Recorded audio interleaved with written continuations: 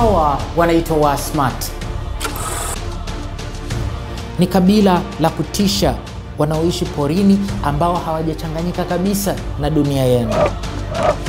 Wenyewe ni watu hatari wa kutisha, ni cannibals, wanakula nyama za watu. Tena mara nyingine hulana wenyewe kwa wenyewe.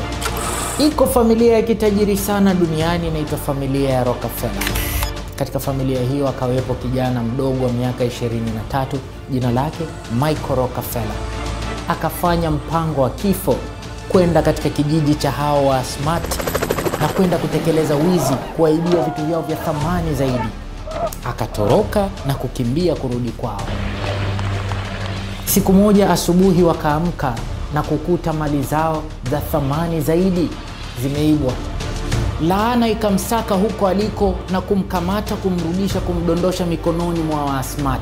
Waasmat ambao wakati huo wana hasira naye kali sana. Walichokifanya Waasmat kwa huyu mtoto wa kitajiri kutoka familia ya Rockefeller, tena baba yake alikuwa makamu wa rais wa Marekani, hakitasahaulika katika historia ya dunia. The Storybook.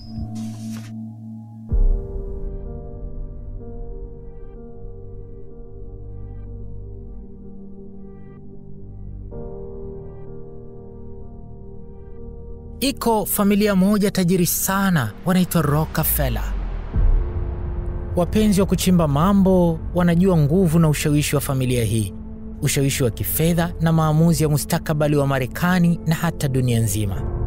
Baadhi ya wachambuzi wa mambo wamefikia kusema kuwa nyuma ya pazia, familia ya Rockefeller ndiyo inaiongoza Marekani na dunia nzima kwa ujumla. Leo naisimulia hadithi ya kutisha na kusikitisha ya kijana mmoja toka familia hii ya kitajiri, kijana wa miaka 23 aliyekuwa akiitwa Michael Rockefeller. Huyu kijana ni mtoto wa Nelson Rockefeller, ambaye huyo Nelson Rockefeller yeye alikuwa ni tajiri kama walivyo wanafamilia wengine wa Rockefeller, lakini yeye Nelson peke yake ndiye katika familia yao aliyefanikiwa zaidi katika siasa, mpaka akafanikiwa kuja kuwa gavana wa New York na baadaye alikuja kuwa makamu wa rais wa Marekani. Kwa hivyo huyo kijana Michael Rockefeller tunayesimulia hadithi yake leo alikuwa ni mtoto wa tajiri ambaye baadaye alikuja kuwa makamu wa rais wa Marekani. Familia ya Rockefeller utajiri wake unatokana na biashara, na mojawapo ya biashara ambayo huyu Nelson Rockefeller aliianzisha ilikuwa ni kufungua makumbusho kubwa za kihistoria ambazo zilikuwa zikifanya ukusanyaji wa vitu asilia kutoka jamii mbalimbali, hasa zisizojulikana au ambazo zimejitenga na utandawazi wa dunia. Mfano, kama hapa Tanzania wangekusanya vitu vya thamani kutoka kabila la Wahadzabe. Hii ni biashara nzuri sana miongoni mwa jamii za wazungu ambao wanapenda kujifunza mambo mengi ya mila, desturi, tamaduni na imani za jamii za watu wa porini ambao hawajui chochote kinachoendelea katika ulimwengu wetu wa utandawazi na sayansi na teknolojia. Basi baada ya mzee Nelson Rockefeller kufungua hizi makumbusho, mtoto wake yaani kijana Michael Rockefeller akaamua kujiingiza huko kumsaidia baba yake. Lakini biashara hii ni biashara hatari sana, kwani hayo makabila ya watu wa porini ambao huwa wanakwenda kwao na kuchukua vitu vyao, wengi katika makabila hayo ni wakali sana na huwa wanakasirika wazungu wanapokwenda kuchukua vitu vyao, maana wakati mwingine huchukua mpaka vitu vyao vya thamani sana kama masanamu wanaoyaabudu na kuyafanya miungu yao. Tena wazungu wengine hufanya kuiba vitu hivyo. Wanahistoria wanasema ni bora uwaue mamia kwa mamia, unaweza ukasamehewa, ila sio kuiba mali zao. Kosa hilo mara nyingi adhabu yake huwa ni kifo. Tena wanaweza wakakukula mbichi. Na hao watu wa huko porini wameshazoea kula nyama za watu. Tena wakati mwingine wanakulana wao wenyewe kwa wenyewe. Kabila hili wanakula watu wa kabila lingine, au ukoo fulani unakula watu wa ukoo mwingine. Kwa hiyo mgeni kumgeuza kitoweo, wao wala hawafikirii mara mbili. Na tena masalia yake, mifupa na fuvu lake watayatumia katika shughuli zao za kila siku. Mifupa yako watatengenezea visu na mikuki ya uwindaji. Kichwa chako watatumia kuvulia samaki. Na makabila hayo ya watu wa porini wengi huwachukia wazungu kwa kuwaona ni laana na wezi. Februari 20 mwaka 1957, wanafamilia wa Rockefeller walizindua makumbusho mpya katika jiji la New York, na siku hiyo majira ya saa 2:30 usiku sherehe ndio zilianza. Wageni wengi wenye nyadhifa kubwa na watu mashuhuri wakahudhuria, na baba wa kijana Michael, yaani mzee Nelson Rockefeller, alikuwa ndio kiongozi kwenye kuzindua hiyo biashara yake. Huyu mzee Nelson Rockefeller baadaye mwaka wa 1774 na 1977 ndio atakuja kuwa makamu wa rais. Mfanyabiashara huyo tajiri Nelson Rockefeller akatangaza kwamba hiyo makumbusho yake ndiyo ya kisasa zaidi duniani, na miaka kadhaa ijayo itakuwa ndiyo makumbusho nambari 1 kwa kutembelewa na watu wengi duniani, kutokana na mpango na mkakati wao wa kuleta sanaa za kizamani zisizopatikana katika makumbusho nyingine yoyote ile duniani. Na walichokuwa wanafanya ni kutumia madalali kutoka sehemu mbalimbali duniani kuwatafutia na kuwauzia vitu hivyo adimu vya kihistoria na kiimani kutoka katika jamii za watu wa misituni. Madalali waliopewa kazi ya kutafuta vitu hivyo walitakiwa kuwa na uwezo wa kuvipata hata kwa kujitosa kwenda kwenye makabila hatari ya watu wa porini wanaokula watu. Na vitu hivyo vinavyopatikana kwenye makabila hayo hatari na hatarishi ndiyo familia ya Rockefeller wanavitaka zaidi, sababu vinakuwa adimu na hamna kabisa kwenye makumbusho nyingine yoyote ile duniani, na huwa wanalipa pesa nyingi sana kuvinunua unapowapelekea. Nikukumbushe ya kwamba kisa hiki ninachokisimulia leo kilijiri kati ya mwaka 1957 mpaka mwaka 1961, na kipindi hiko ukoloni ulikuwa umeshamiri sana. Basi kijana Michael Rockefeller alipokuwa kwenye uzinduzi wa makumbusho yao, alifurahi sana kuona wameanzisha biashara hiyo. Mwaka huo huo wa 1957, Michael Rockefeller alianza masomo chuo kikuu cha Harvard na kumaliza mwaka 1960 na kujiunga na jeshi kwa miezi 6, na alipotoka huko jeshini akajiunga na timu ya makumbusho ya chuo kikuu cha Harvard, timu inayojihusisha na chunguzi za arkeolojia na ethnolojia. Arkeolojia ni somo la kujua historia ya binadamu kupitia masalia yao, mfano mafuvu na mifupa yao na vitu vyao vingine vya asili vya zamani. Na ethnolojia ni somo la utafiti wa sifa za watu mbalimbali na tofauti zao na mahusiano miongoni mwao. Aliyemsaidia Michael Rockefeller kujiunga na timu hiyo ni rafiki yake aitwaye Robert Gardner, na walikutana chuoni kule Harvard. Na huyo Robert Gardner alikuwa ni mwanzilishi na mkurugenzi wa kituo cha somo la filamu katika makumbusho ya ethnolojia Peabody. Kituo hiko kinajihusisha na utengenezaji filamu za tafiti mbalimbali za kihistoria, na huyo bwana Robert Gardner ni msomi wa anthropolojia, alihitimu hapo Harvard mwaka wa 1947. Sasa huyu bwana Gardner ambaye ni rafiki mpya wa kijana Michael Rockefeller alikuwa akijiandaa kwenda kuandaa makala aliyoipa jina la Deadbeds, na aliamua kuandaa makala hiyo kwa kushirikiana na vijana mbalimbali wenye taaluma zinazoangukia katika masomo ya historia. Kwa hivyo ilikuwa rahisi kumshirikisha rafiki yake Michael Rockefeller. Safari yao ya uchunguzi na kuandaa makala hiyo ililenga kwenda kuwasoma watu wa jamii ya Wadani inayopatikana magharibi mwa nchi ya New Guinea. Kwa kipindi hiko ilikuwa ikijulikana kwa jina la Western Netherlands New Guinea, sababu Uholanzi ndio ilikuwa ikiitawala New Guinea. Lengo la makala wanayokwenda kutengeneza Gardner, Michael Rockefeller na wenzao ni kwenda kusoma na kurekodi taarifa za vita vya kitamaduni miongoni mwa jamii za hili kabila la Wadani. Wakati huo kulikuwa na vita kubwa kati ya makabila au koo za Wadani.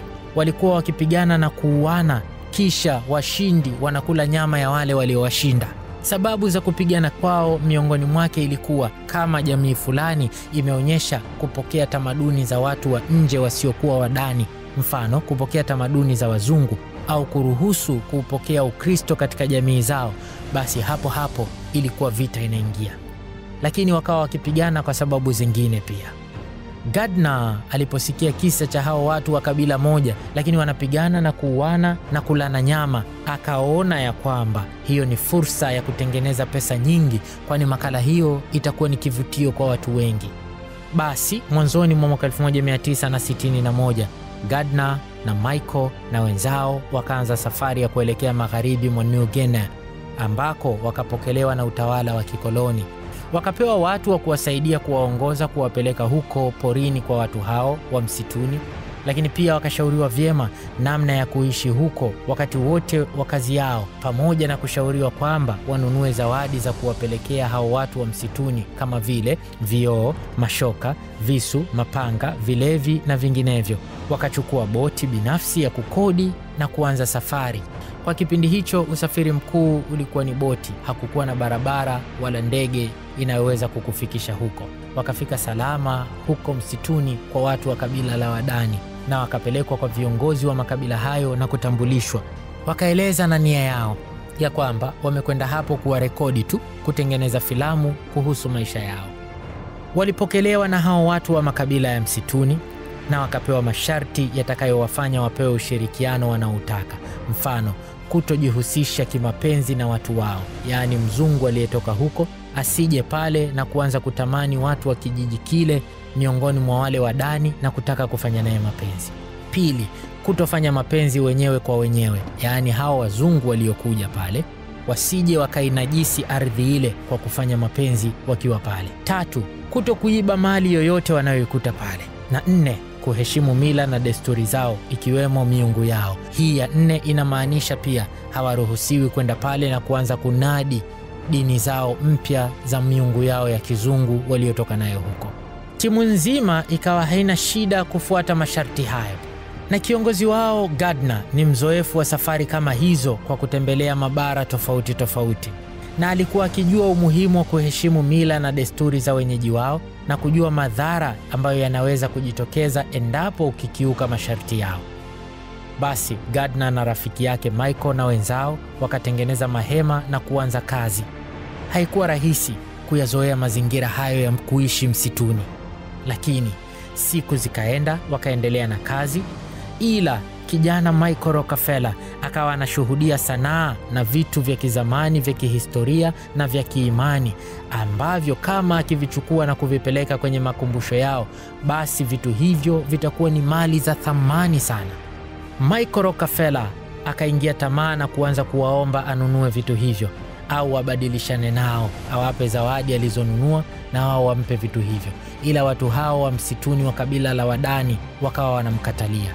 Wenyeji wao ambao ni wakalimani waliotoka nao mjini wakamwambia Gardner, ambaye ni kiongozi wa msafara huo, aongee na rafiki yake Michael asiendelee kuwalazimisha watu hao wa msituni, kitu ambacho wamekiweka wazi kuwa hawataki katika yale masharti waliowapa. Bwana Gardner akamsihi Michael kujikita na kilichowapeleka pale, aachane na hayo mengine anayoyataka. Michael alikuwa na damu ya biashara yenye uchu wa utajiri. Alikubali usoni, lakini moyoni mwake haikumtoka nia yake, sababu alitaka ajenge heshima ndani ya familia yake, kuonyesha amefanikisha jambo gumu na labda itakuwa ni msingi wa kutengeneza njia ya utajiri wake binafsi. Agosti mwaka 1961 wakawa wamemaliza kazi yao salama na kujifunza mengi sana. Lakini moyoni mwa Michael Rockefeller ikatunga mimba ya mauti iliyokuwa ikisubiri kuzaa balaa, ikihesabu dakika kama bomu la kutegwa. The Storybook.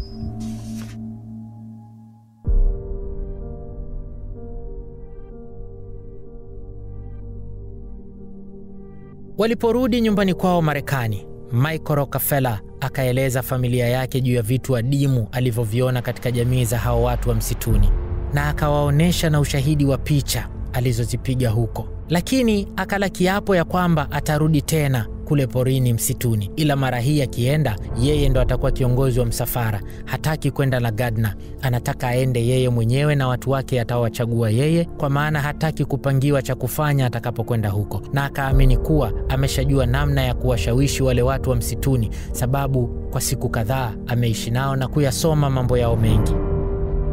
Familia yake ikawa inamsapoti katika huo mpango wake bila kujua hatari iliyo mbele. Na mwezi Septemba baba yake akamteua kuwa mjumbe wa bodi ya makumbusho yao, na hilo likamfurahisha sana Michael, akiona familia yake inazidi kumuelewa anachokipenda, na morali yake ya kutimiza huu mpango wake hatari anaotaka kwenda kuufanya ikazidi kuchocheka. Mwezi huo huo wa Agosti mwaka 1961, Michael Rockefeller akaanza kujipanga na safari yake binafsi kwa kumshirikisha mmoja tu wa watu waliosafiri nao kwenye ile safari ya kwanza. Mtu huyo aliitwa Rini Weising.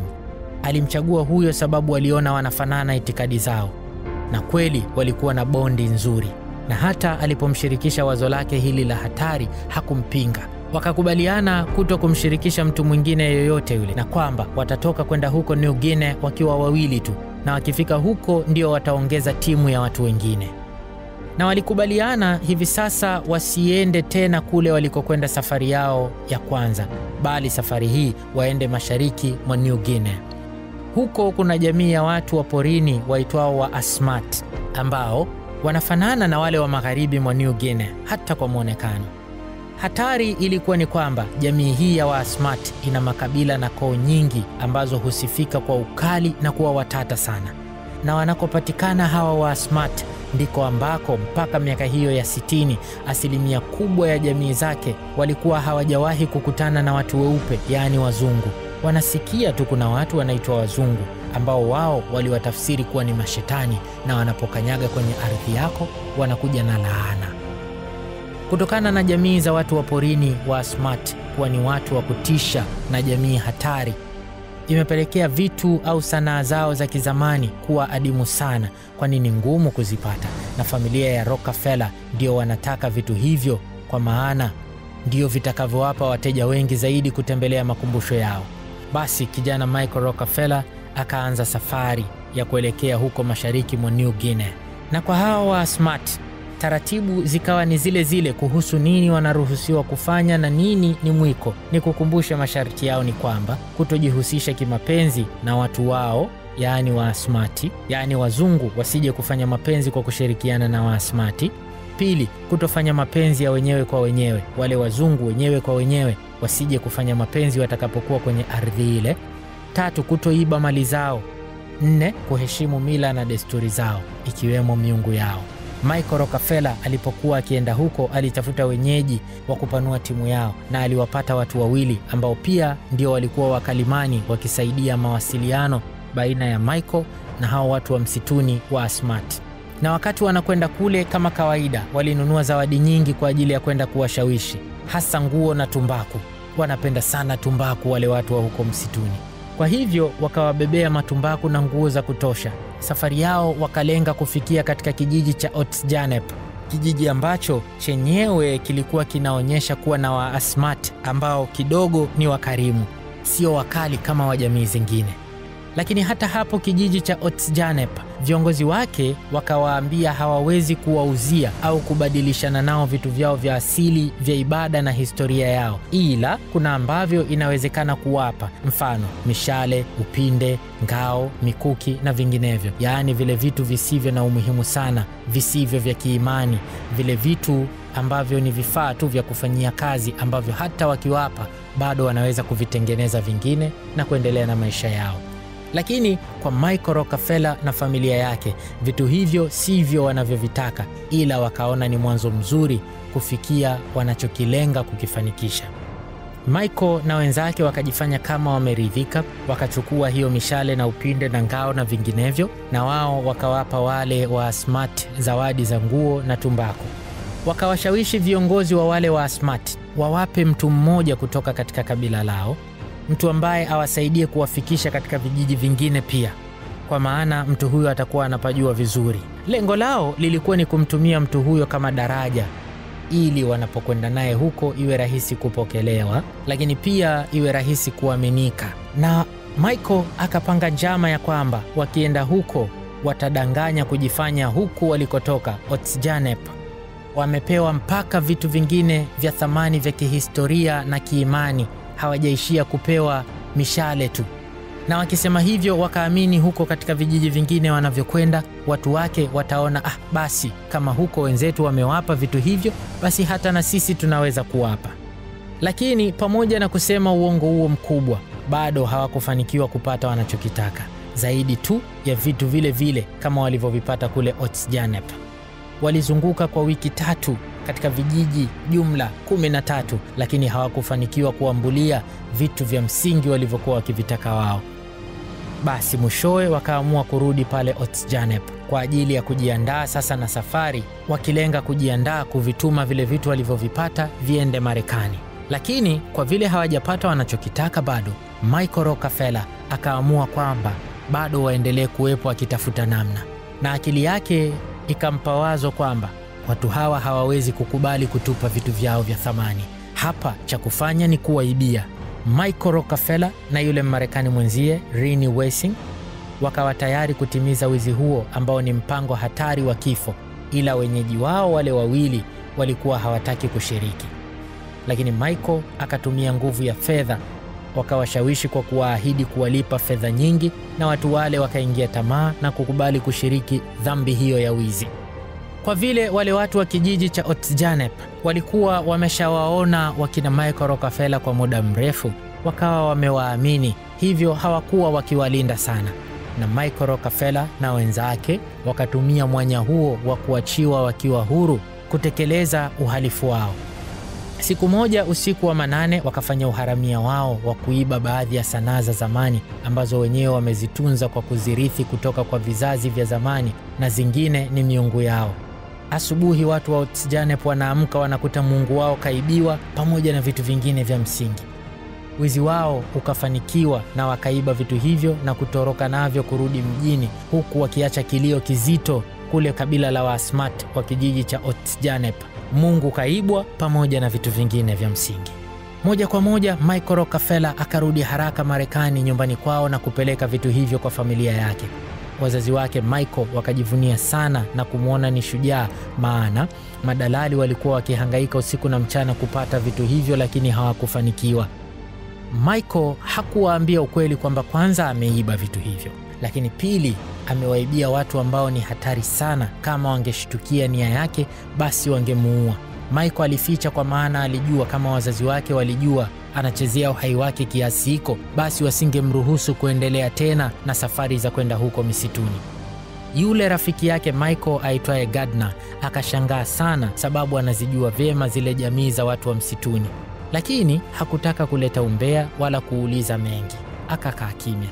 Zaidi alionyesha tu heshima kwa mafanikio ya Michael, ila sifa alizomwagiwa Michael baada ya kufanikisha jambo hilo zikazidi kumzuzua. Sasa akapanga kuandaa safari ya pili kurudi tena huko maporini, mpango ukiwa ni ule ule, kwenda kuiba miungu ya watu na vitu vingine vya thamani huko kwa watu wa msituni wa New Guinea.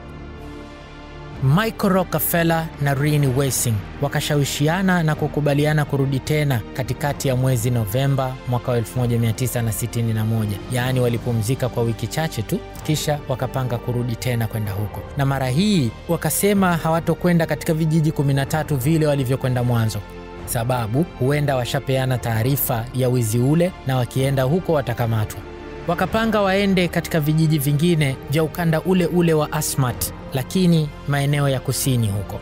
Basi walipokwenda New Guinea wakatafuta watu wale wale wawili ambao walikuwa ni wakalimani wao mwanzo na wenyeji wao, wakapanga nao tena safari hii ya mara ya pili. Kama kawaida wakakusanya huku marundo ya nguo, zawadi zingine na tumbaku, na kwenda navyo kuwashawishi hao watu wa huko porini. Novemba 17 mwaka 1961 ndio safari yao ilianza. Ilipofika Novemba 19 wakawa wamefika kwenye mdomo wa mto Pulau ambao unajulikana kama Betsji, karibu kabisa na kijiji cha Otjanep, na eneo zima hili linajulikana kwa hilo jina la Otjanep. Wengi wanaamini kwamba kutokana na laana ya dhambi walioitenda mwanzo, walipofika eneo hilo wakapata ajali. Boti yao waliokuwa nayo ilikumbwa na mawimbi makali, ikapinduka na kuvunjika vipande vipande. Wale wakalimani wao wawili ambao ndio wenyeji wao wakaogelea bila hata kutaka kuwaokoa wakina Michael. Wakaogelea na kutokea upande wa pili. Walipofika huko ndo wakatoa taarifa za kuomba msaada, lakini Michael na mwenzake Rene Wessing wakashikilia kipande kimoja cha boti kikubwa kilichokuwa kikielea, na wakabaki kushikilia kipande hiko hapo wakisubiri msaada. Msaada ilikuwa ni lazima uchelewe kutokana na miundombinu ya eneo hilo kuwa ni migumu. Kwa hivyo taarifa ya kuomba msaada inafika kwa kuchelewa, na msaada ukianza kutoka huko mjini kuja hapo lazima ufike kwa kuchelewa. Wakakaa pale Michael Rockefeller na mwenzake Rene Wessing kwa siku nzima. Siku ya pili yake, ikiwa ni Novemba 20 asubuhi hivi, Michael akamwambia Rainey kwamba anataka kujaribu kuogelea na kuelekea ng'ambo kutafuta msaada, maana wakiendelea kubaki hapo watakufa kwa njaa na kuchoka. Rainey akawa anamsihi waendelee kubaki hapo hapo, kwa maana eneo hilo bado ni sehemu katika kijiji kile cha Otjanep ambako ndio walitenda wizi wao wa mara ya kwanza, na kama wakionekana maeneo hayo basi watakamatwa na kupata adhabu kali. Na ni kweli eneo hilo watu wa Otjanep walikuwa wakija mara kwa mara kwenye kuwinda. Lakini Michael akawa mbishi na akatoka hapo na kuogelea kuelekea ng'ambo. Baada ya muda, helikopta ikawa imekuja kutaka kutoa msaada kuwatafuta wakina Michael. Lakini ikiwa juu, helikopta ikaona mzungu mmoja chini akiwa kwenye maji juu ya kile kipande cha boti. Wakamfuata na kumkuta Rainey Wessing na wakamuokoa. Wakamuuliza mwenzake yuko wapi. Rainey akajibu kuwa ameogelea kuelekea ng'ambo upande ule, na haraka zikaanza juhudi za kumtafuta kwa helikopta na boti zinazotumia injini. Siku ikaisha bila mafanikio. Walimtafuta sana lakini hawakumpata. Helikopta, ndege na boti zaidi ya moja zilitumika kumtafuta chaka kwa chaka, lakini hawakumpata. Na familia yake ikaja New Guinea na kutia nguvu zaidi kwa kukodisha helikopta, ndege na boti ili vimtafute, lakini hakupatikana. Utafutwaji mkubwa huu bado haukusaidia, na siku 9 toka uanze, waziri wa mambo ya ndani wa Uholanzi akaongea na vyombo vya habari kusema bado hawajafanikiwa kumpata, lakini pia sasa hata wamepoteza matumaini ya kumpata akiwa hai. Sasa maana yake ikawa kinachoendelea ni kutafuta mwili wake, lakini bado pia hawakuupata. Baada ya siku 14 za msako mkali, wakaamua kuita tena vyombo vya habari kutangaza usitishwaji wa zoezi hilo, sababu hakuna matumaini tena ya kumpata. Wakabaki kutaka kusubiri kudra ya Mwenyezi Mungu, labda mtu fulani ataukuta mwili wa Michael mahali fulani na kutoa taarifa. Na hitimisho lao wakasema kilichomsibu Michael Rockefeller itakuwa ni kuzama kwenye maji, sababu toka kipande cha boti ambacho walikuwa wakielea nacho mpaka kufika ng'ambo alikokuwa akitaka kwenda pana umbali wa maili 12. Kwa hivyo atakuwa alichoka njiani na kuzama akamezwa na maji. The Storybook.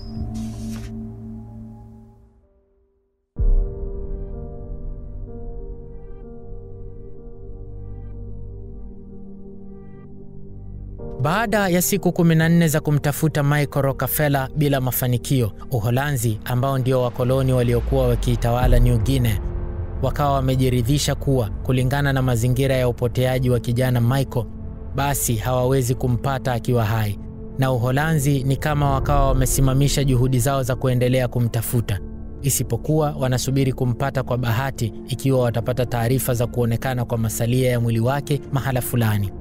Lakini kwa familia ya Rockefeller waliamini kuwa mtoto wao bado yu hai na atarudi. Siku moja ya mwezi Desemba mwaka 1961, wakati juhudi za utafutwaji wa Michael zimeshakoma, kuhani wa kanisa Katoliki raia wa Uholanzi aitwaye Von Page akawa amekwenda katika kijiji cha Omadesep, miongoni mwa vijiji vya wale watu wa msituni wa kabila la Asmat. Haikuwa mara yake ya kwanza kufika huko, na alikuwa ameanzisha kituo kidogo huko cha dini, akijaribu kufanya harakati za kuwashawishi kuachana na mila zao zisizomtambua Mungu, ingawa wa Asmat hawakuwa wakimuelewa. Ilikuwa ni kazi ngumu mno kuwashawishi waache miungu yao ya asili na kuwafata miungu wapya ambao wao waliwaita miungu ya wazungu. Hiko kijiji cha Omadesep kinatajwa kuwa kijiji cha Waasmati wa karimu zaidi kuliko wote katika ukanda wa Asmat, na walikuwa ndio wa kwanza kushawishika kuupokea Ukristo wa kanisa Katoliki. Na hii ni moja ya sababu ya kijiji hiko kuingia katika vita na makabila mengine. Walikuwa wakionekana wanaleta laana katika jamii ya watu wa Asmat kwa kuupokea Ukristo. Basi kuhani Page akiwa amepumzika katika kituo chake cha dini baada ya safari ndefu, akafuatwa na wageni 4 kutoka katika jamii za Waasmat, ambao 2 walitoka Otjanep na wengine walitoka hapo Omadesep. Wakaanza kumsimulia juu ya tukio lililotokea mwezi uliopita. Wakamwambia wanaume 50 wa Otjanep walipita katika kijiji hiko cha Omadesep wakiwa wamebeba vifaa vya ujenzi wakivipeleka Perimapun. Walikwenda huko wakafikisha vifaa hivyo, na wakati wakirudi walipofika katika eneo la mdomo wa mto Euta, wakapumzika kusubiri mawimbi yageuke kisha ndio wavuke na kurudi. Kutoka hapo mpaka kijijini ilikuwa ni umbali wa kilomita 4, na zoezi la kusubiri mawimbi yageuke na wakalisukuma na uvutaji mwingi wa tumbaku. Dakika chache mbele, ghafla wakaona kitu kama mamba. Wakajiandaa kuwinda wamkamate mamba huyo. Kumbe ulikuwa ni mwili wa Michael Rockefeller ukielea juu. Wakashtuka na kusema si mamba, ni mzungu huyu. Wakamuopoa na kumvuta mzungu huyo kumuingiza kwenye ngalawa yao. Walimuona akiwa hajafa yu hai, lakini amechoka sana. Watu wachache miongoni mwao hao watu wakasema wamemkumbuka kwamba huyo ni Michael Rockefeller, yule kijana wa kizungu ambaye alitembelea kijijini kwao na kuwaibia vitu vyao vya thamani vya asili. Walikuwa ni watu wachache, inasemekana hawakufika 3. Lakini wengine wakadai pia wanamkumbuka kuwa yeye ni sehemu ya timu iliyokwenda kijijini kwao mwaka 1958 na wakawaua watu wao. Wenyewe kwa wenyewe wale wa Asmat wakawa wanavutana, kundi gani linasema ukweli. Hawa wa Asmat walikuwa wanapata shida sana kuwatofautisha wazungu, walikuwa wanawaona wamefanana sana. Lakini ukweli ilikuwa ni kwamba huyo ni Michael Rockefeller, mwizi wa vitu vyao. Kiongozi wa msafara huo wa Asmat hao alikuwa akiitwa Dombai. Akasema wasimuue ila wampeleke kijijini na viongozi wao wataamua nini hatima ya mtu huyo. Pia ikumbukwe, adhabu zinatofautiana kati ya muuaji na mwizi wa mali zao, lakini kwa wao wizi wa mali zao unastahili adhabu kali zaidi kuliko hata kuua. Wakati wanaendelea na mzozano, viongozi wasaidizi wa yule Dombai, yaani Dombai kiongozi wa msafara, wasaidizi wake waliokuwa wakiitwa Pep, Ajim na Finn, wakasema kwamba wasimpeleke Michael Rockefeller kule kijijini kwao, bali wamalizane naye huku wampeleke kule akiwa tayari maiti. Hao wasaidizi 3 wenyewe walikuwa ni sehemu ya wanafamilia ambao ndugu zao waliuawa na wazungu mwaka 1958. Kwa hivyo walikuwa wakitaka kulipiza kisasi na walihisi kwamba Michael Rockefeller akifikishwa kule kijijini kwao huenda labda akasamehewa tu na kuachiwa. Wakati ubishani ukiendelea, Pep akainua mkuki na kumchoma nao Michael eneo la mbavuni, ila kwa bahati nzuri hakumjeruhi sana. Ni kama vile tu aliamua kuonesha kwa wenzake kuwa hataki afikishwe kijijini kwao akiwa hai. Mwisho wa siku kiongozi wa msafara wao Dombai akazidiwa na wengi, ukijumuisha na wasaidizi wake, wakionyesha hawataki Michael apelekwe kijijini kwao akiwa hai. Basi wakamchukua na kumpeleka pembezoni mwa mto kwa lengo la kumla, wamfanye kitoweo. Kama watamtengeneza mishkaki au makange watajua hapo hapo. Haikuelezwa na wasimuliaji wa tukio kama alijaribu kujitetea kivyovyote au ndio hakuwa na uwezo wa kuelewa lugha yao wanasema nini, wanapanga kumfanya nini. Lakini pia kwa vile alikuwa amechoka sana, labda alishindwa kujitetea. Basi wakakubaliana wamuue, na kwa kawaida yao wakampasua kichwa chake, wakafumua eneo la juu la kichwa chake na kuanza kuutoa ubongo na kuula. Na huwa wanafanya hivi huku mhanga akiwa hai na kutojali maumivu atakayoyasikia, na viongozi wao ndio walikuwa wanapewa kipaumbele cha kula ubongo ule, kama ambavyo baba nyumbani anavyopewa paja. Hapo hapo Michael akapoteza uhai baada ya kuzibuliwa kichwa na ubongo wake kuliwa. Kisha sasa wakaanza kumkatakata kwa ajili ya kumchoma, na walimla wote wakammaliza, hakubaki chochote isipokuwa mifupa tu. Wakarudi na masalia ya mifupa yake, ngozi, fuvu la kichwa na nguo zake. Hivyo ndivyo walivyovipeleka kijijini kwao. Kuhani Page alipokuwa akisimuliwa kisa hiki, kichwani mwake ikawa inamjia hisia ya uhakika kuwa huyo mzungu lazima alikuwa ni Michael Rockefeller. Akawauliza maswali. Je, mzungu huyo walipomwokota alikuwa amevaa miwani? Akajibiwa hapana, ila alikuwa amevaa kaptula fupi sana. Akauliza tena, sasa kichwa chake kiko wapi? Akajibiwa kimening'inizwa nyumbani kwa Finn, moja kati ya viongozi wa ule msafara, na kinaonekana kama kichwa cha mtoto sababu ni kidogodogo. Na alipouliza mifupa yake iko wapi, akaambiwa imetumika kutengenezea visu na mingine imetengenezea mikuki ya kuvulia samaki. Kuhani Page akaamua kuandikia barua serikali yake ya kikoloni akiwaeleza alichosimuliwa, na siku chache mbele kuhani mwingine aitwaye Cornelius Van Kessel akasikia pia taarifa hizi mbaya. Huyu naye anaishi huko vijijini akieneza dini, na akatoka na kwenda kumtembelea Page na kukuta naye ameshazipata taarifa hizo. Kuhani Kessel akasema ngoja aende huko kijijini ambako mkasa huo umetokea akafanya uchunguzi zaidi, sababu ana watu huko ambao ni marafiki zake. Kwa hivyo Kuhani Kessel akaenda kuwahoji marafiki zake wa Asmat wa kijiji cha Otsjanep. Uchunguzi wake ukapata majibu kuwa ni kweli aliyeuawa ni Michael Rockefeller. Basi kuhani huyu wa pili akaandika barua kwa serikali yake ya kikoloni kuwaarifu. Kufikia Desemba 21 mwaka 1961, barua zote zikawa zimeifikia serikali ya kikoloni ya Kiholanzi. Wakajadiliana na kukubali ifanywe siri, sababu Waholanzi walikuwa kwenye mgogoro na taifa la Marekani na Indonesia, na mgogoro huo ulikuwa unahusu hiyo ardhi ya Asmat, wa Marekani wakitaka ardhi hiyo iwe huru na kuwa sehemu ya Indonesia. Sasa Waholanzi wakaona swala hili la Michael Rockefeller, raia wa Marekani, tena mtoto toka familia tajiri zaidi, litawaweka katika mgogoro mzito zaidi na Marekani. Japo viongozi wa serikali ya kikoloni ya Kiholanzi walikubaliana kulifanya jambo hilo ni siri, ila makubaliano hayo hawakuwataharifu wale makuhani waliotoa taarifa, na kuhani Van Kessel akawekania kutaka kuwataarifu familia ya Rockefeller. Bahati nzuri, kabla hajafanya hivyo, akawasiliana na kanisa lake ambalo wanajua makubaliano ya serikali, kwa hivyo wakamkataza asifanye hivyo, japo hakuambiwa sababu ni nini. Van Kessel akawa anaonyesha kutokukubaliana na uamuzi huo, na wakampa adhabu ya kumtimua kazi. Yule kuhani Page, yeye alipoambiwa akae kimya, alikubali tu. Lakini inasemekana alikuwepo kuhani mwingine huko Asmat ambaye alisikia taarifa hii na kuamua moja kwa moja kuwapa taarifa familia ya Rockefeller bila kuanza kuwaambia kanisa lake wala serikali ya kikoloni ya Kiholanzi. Baba yake Michael, mzee Nelson Rockefeller, haraka akawasiliana na ubalozi wa Uholanzi kule Marekani kuhusu barua ya kuhani huyo aliyetokea Asmat, lakini hapo ubalozini alikosa majibu ya kueleweka.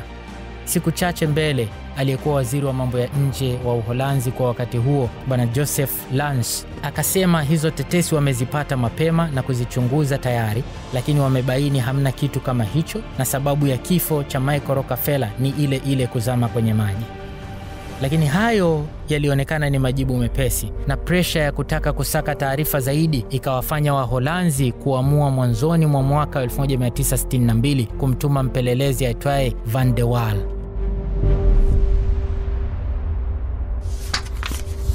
The Storybook.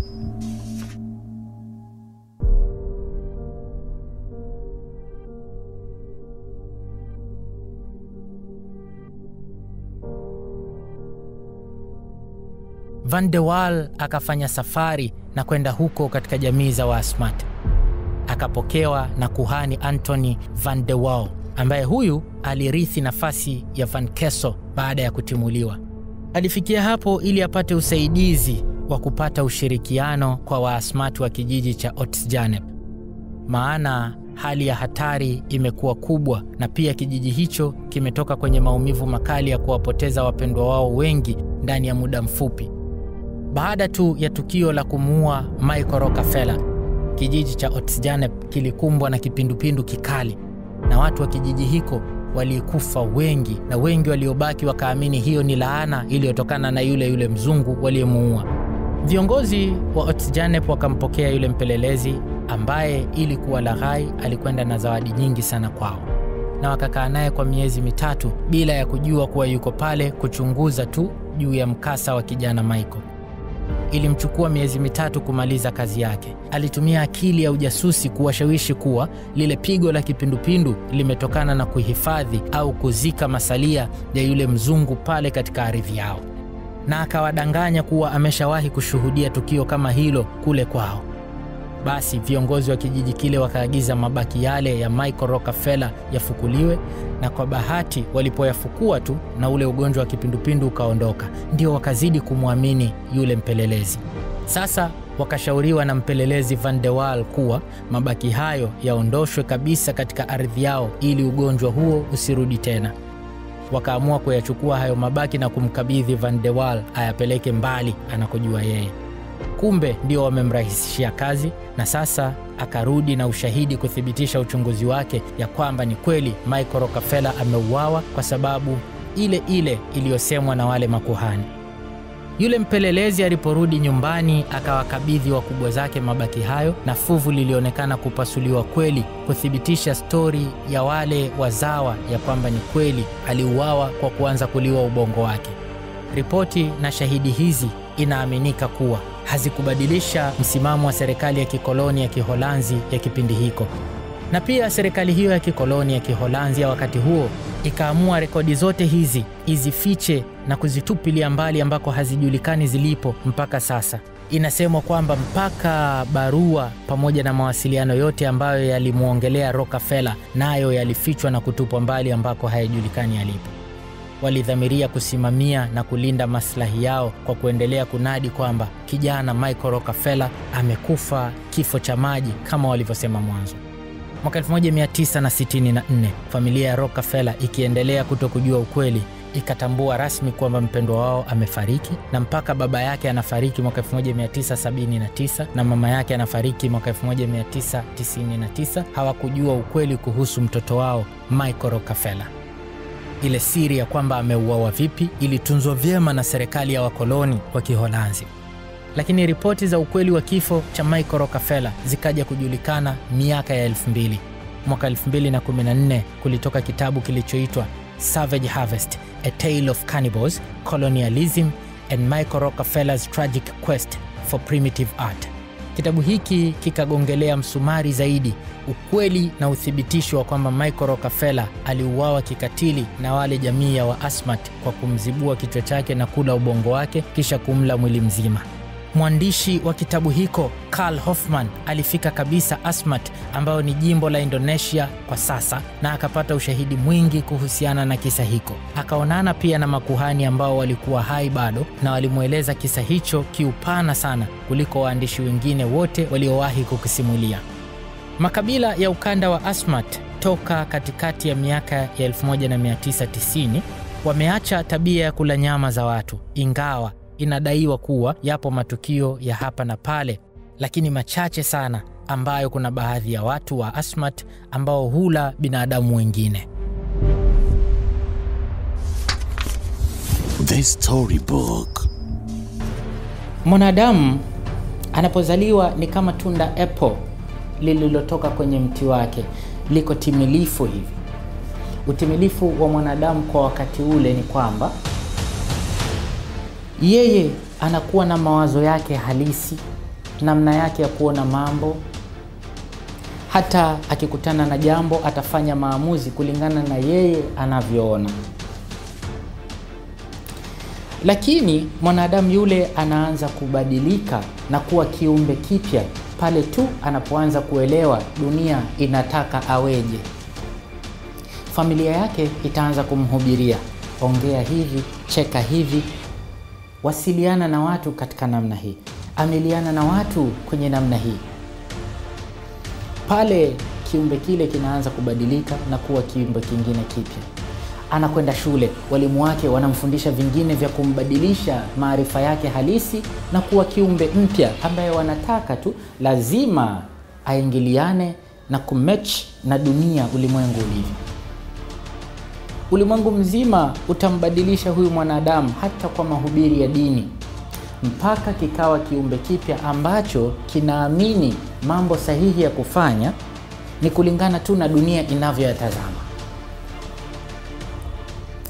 Kwa mfano, dunia ilisema ustaarabu ni kuchana nywele, basi na wewe utaamini kuchana nywele tu ndio ustaarabu. Lolote tofauti na kuchana nywele litakuwa ni uhuni.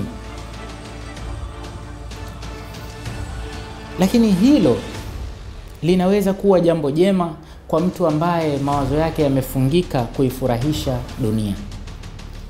Ila kama ni mtu ambaye mawazo yake yako huru kwenye namna ya kutaka kufanikisha kile ambacho anahisi Mungu ndio kamuumba ili akifanikishe, hapo utakuwa kwenye tatizo kubwa. Na hiko pia ndio kilichotokea katika historia ya Michael Rockefeller. Michael alikuwa akitaka kuionyesha familia yake kwamba yeye ana akili, ana uthubutu na anaweza kufanya kazi akakamilisha mambo ambayo ni magumu. Michael Rockefeller akayaweka rehani maisha yake kwenda kwenye safari ya kutaka kuufurahisha ulimwengu tu na familia yake, bila ya kujali ya kwamba yeye mwenyewe kajiweka matatani kiasi gani. Na watu wengi sana kwenye haya maisha ya dunia sasa wanakutana na hatima mbaya kwa sababu tu pressure kubwa ya ulimwengu ya kuwaambia ishini hivi, hiki ndio sahihi na hiki si sahihi. Ni kama lile swali jepesi linalouliza kwa nini 1+1 iwe 2 isiwe 11? Hakuna majibu yoyote ya msingi kuthibitisha hilo isipokuwa ndio dunia imeshaamua hivyo. Ila nitakuacha na msemo mmoja. Mshairi mmoja mwenye asili ya Marekani na Ujerumani anaitwa Charles Bukowski. Huyo mzee aliwahi kuuliza, "Je, unaweza kukumbuka wewe ulikuwa nani kabla dunia haijakwambia uwe nani?" Kama utaweza kukumbuka wewe unayatazama vipi mambo kwa asili yako na unaweza kuamua vipi kwenye hayo mambo kwa asili yako bila kupelekeshwa na mitazamo ya dunia, basi uko katika faida kubwa. Lakini tofauti na hapo, yawezekana hatima yako ikawa kama Michael Rockefeller.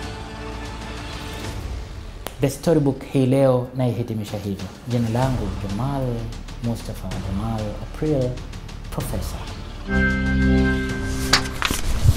The Storybook. Oh yes. Acha nikukumbushe tena, kama wewe ni mpenzi wa saa nzuri, basi Order Stores ndilo duka litakalokidhi haja yako. Ndio walionivalisha mimi hii leo, iwe saa za kiume ama za kike, zote utazipata dukani kwao. Duka lipo Kariakoo, mtaa wa Msimbazi, au wapigie simu nambari 0685304952 au wafuate Instagram order__stores. Hold up. One time tu, nikusanue jambo moja hivi la kijanja. Ni kwamba kama wewe ni mjanja na unapenda kupendeza kwenye swala la miguu ya kijanja na original, Alvin Kenny ndio duka ambalo litakupendezesha vizuri zaidi. Hawa wacheki Instagram katika ukurasa wao Alvin Kenny 1, au kwa mawasiliano hayo hapo kwenye screen yako. Wanapatikana Kariakoo, mtaa wa Kongo na Msimbazi.